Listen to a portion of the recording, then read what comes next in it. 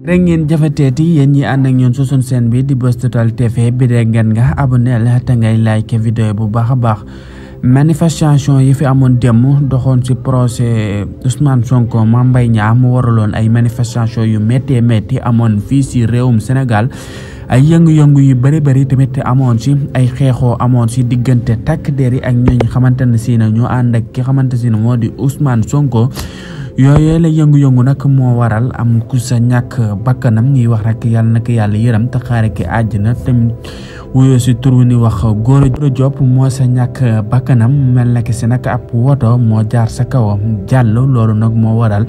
mu doxase ba finalement mu daal di mujjee ñàkk li nga xamante ne si ne moo di bakkanam si manifestation yi xamante ne si ne moo fi amoon démb si jàkkaarloo ki xamante ne si ne moo di Ousmane Sonko ak Mame Mbaye Niang sala loolay xewoon ba ay manifestation am si yu métti si Dakar fii si capitale bi ba ki nga xamante ne si moo di Gora Diop